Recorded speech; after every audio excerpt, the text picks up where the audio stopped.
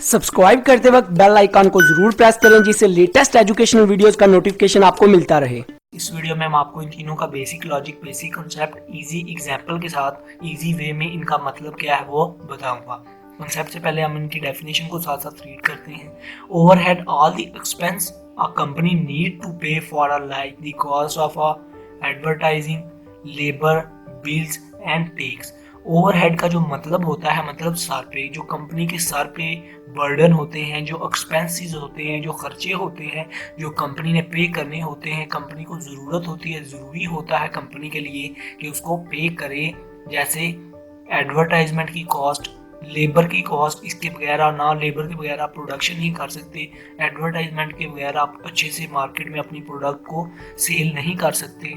Bills, जो आपने electricity के बिल्स या किसी के जिससे रॉ मटेरियल खरीदा है उसका जो बिल रहता है उसको बिल देने हैं। जो कंपनी ने टैक्सेस पे करने हैं, टैक्सेस के बगैर कंपनी जो है अपनी प्रोडक्ट मार्केट में नहीं बेच सकती, क्योंकि टैक्सेस पे करने के बाद ही लीगली जो है गवर्नमेंट को टैक्सेस पे करने के बाद प्रोडक्ट मार्केट में लॉन्च करके उससे प्रॉफिट अर्न कर सकती है। तो ये जितने भी एक्सपेंसेस जो कंपनी के सर पे होते हैं, ओवरहेड मतलब सर पे होते हैं, उनको हम कहते हैं, जो उसने पे करने होते हैं, जिम्मेदारी होती है, उसको हम कहते हैं कंपनी ओवरहेड।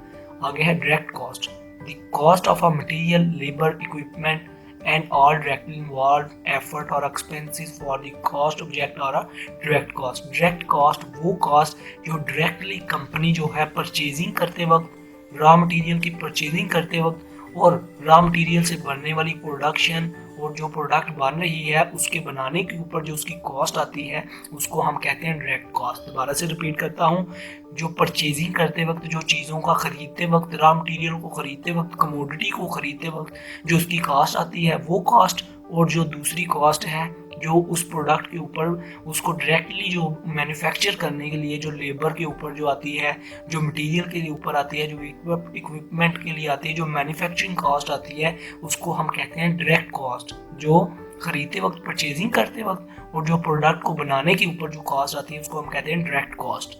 आगे है indirect cost. Indirect cost or cost that are not directly accountable to a cost object such a particular project, facility, function or a product. Indirect cost may be either fixed or a variable.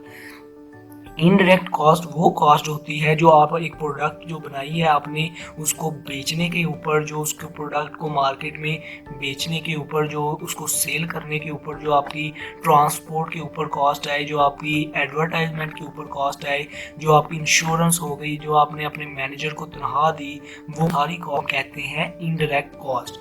Indirect cost का मतलब होता है जो indirectly connect हो, मतलब जो labour की जो सैलरीज हम पे कर रहे हैं, सैलरीज जो होती है वो भी इनडायरेक्ट कॉस्ट होती है हमारी।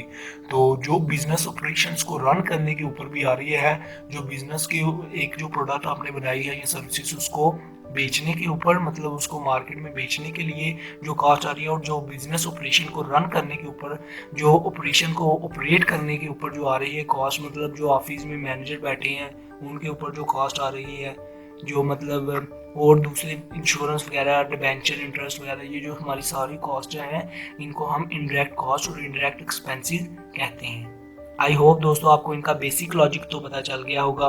वीडियो अच्छी लगी हो सब्सक्राइब और लाइक करना मत भूलिएगा। Good bye.